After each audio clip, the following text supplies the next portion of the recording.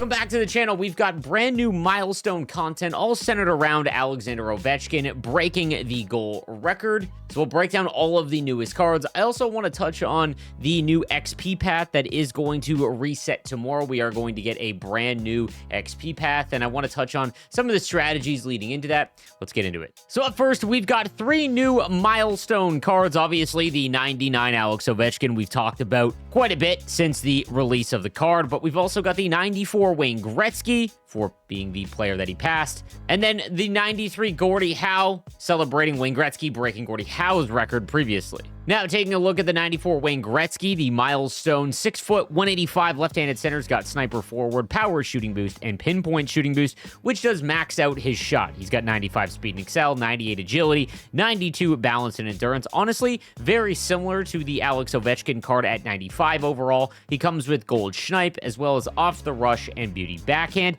He also features 99 face-offs, so obviously a very strong card. Again, it is going to have to be packed or purchased on the auction house, which is probably going to be quite costly. The 93 Gordie Howe at 6', 205, the right-handed winger's got sniper forward, pinpoint shooting boost, and power shooting boost, which again also almost maxes out his shot. He's got 94 speed and excel, only 90 agility, 98 balance, however, and much stronger in terms of body checking at 87. He is a pure right-handed winger, snipe, beauty backhand, and close quarters on the 93 milestone Gordie Howe.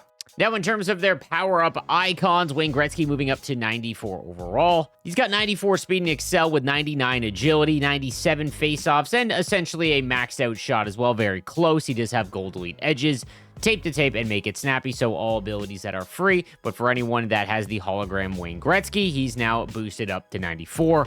As you can see, the 94 skating is something that is always going to be an issue with these year-long chase cards. Again, I talked about this in a couple other videos. Skating is no longer included in the overall calculator, so even if all of the other attributes hit 99, we're not going to see a big jump in skating until they actually just hit 99. So they will continue to go up by 0.5 for every upgrade.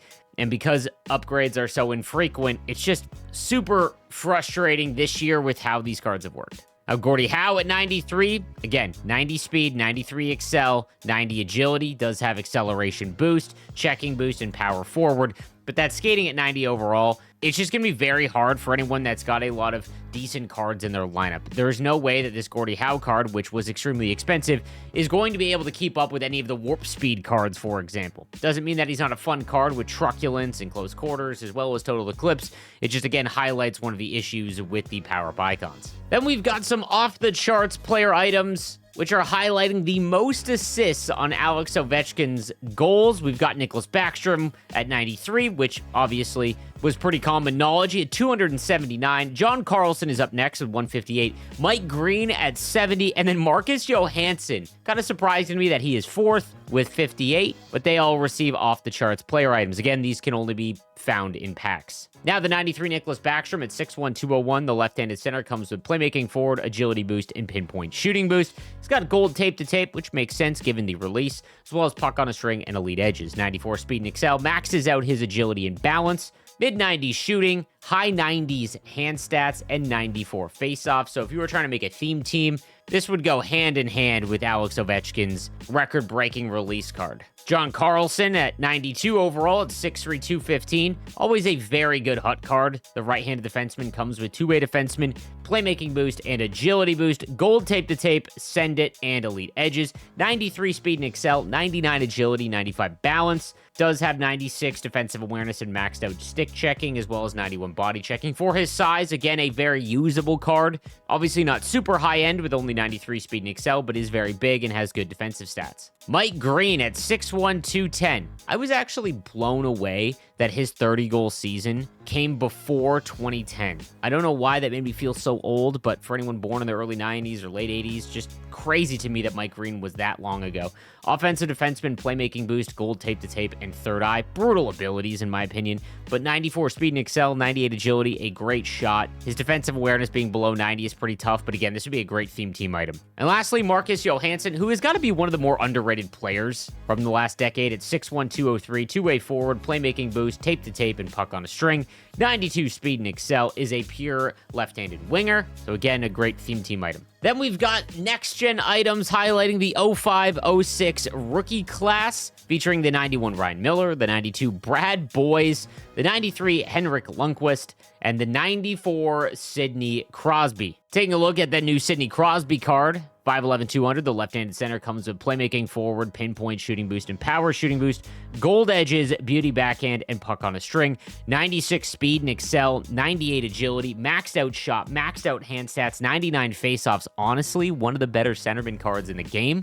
An awesome Sidney Crosby card. Henrik Lundqvist up at 93 overall. He comes with acceleration boost, speed boost, and agility boost with gold light work, 95 speed. The issue with Lundqvist, obviously, in HUT is just that he is only 6'1". So again, this would be a theme team player item. Brad Boys, 6 foot, 195, comes with sniper forward, pinpoint shooting boost, playmaking boost, gold close quarters, tape to tape, and unstoppable force. 93 speed and excel with 96 agility, high 90s shooting, mid 90s hand stats, is a pure right-handed winger.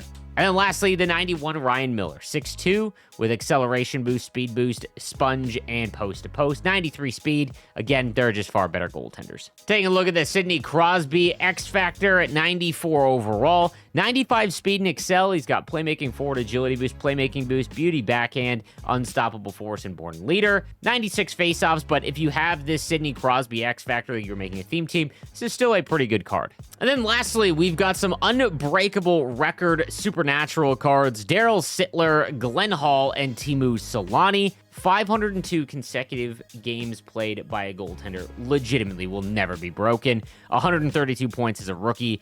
Given the absurd, uber-talented rookies that have entered the league and just seeing that even a point per game is impressive, yeah, I gotta believe that that isn't going to be broken either. And then the 10-point game, I'm actually surprised that this has held for so long. Obviously, 10 points in a game is hilarious, but there has been some crazy performances individually, and you know, the Sharks and Blackhawks exist, so figured that it would happen eventually. Do want to highlight the 94 Solani, obviously. Sniper forward, playmaking boost, pinpoint shooting boost with unstoppable force, edges, and wheels. 96 speed, 97 excel, and 99 agility. Maxed out shot, maxed out hand stats. Solani cards are always fantastic. And then we've got some 99s from the fantasy events. Connor Garland now at 99 overall. Again, you see all the attributes across the board are 99 outside of faceoffs and endurance. He does have make it snappy, shrug it off, puck on a string, unstoppable force, and edges, and they each have multiple synergies. So for anyone that went out and got Connor Garland, who was a highly recommended fantasy item from his release, you're rewarded with a 99. Jason Zucker, 5'11", the left-handed winger, again, was probably one of the least exciting players to pull. He gets to 99 and has 94 faceoffs, so can definitely play center for you.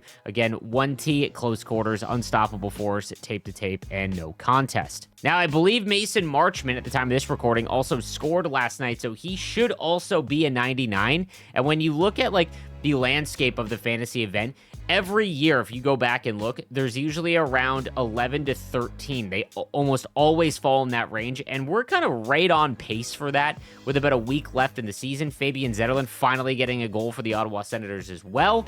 Not as confident that he's going to get two more simply because he just is not playing as much, but maybe he's moved around the lineup. Again, Sens fans, let me know in the comments section. Now, we also got some new objectives, the Packs of Plenty. Not a fan of this one because it just promotes ripping packs, but you do get so many throughout the week, especially with the new XP pack dropping, because all of those packs opening collectibles should count. You will get a random 86 and above player pack for opening 100. This actually isn't as daunting as you would think, simply because that new XP pack's coming out, and every time that you hit a new tier in the XP pack, you get a bunch, and then you would essentially double up as well, because you would get another one if you cash in those collectibles. Now, as you can see, again, the time of this recording, there's about a day left in the XP path, and this is what I want to touch on next. And that is some of the things that were taken advantage of by a lot of the hardcore player base. And I want to kind of highlight that to the remainder of the player base as well, because I just don't think it's fair that the maybe casual player doesn't know.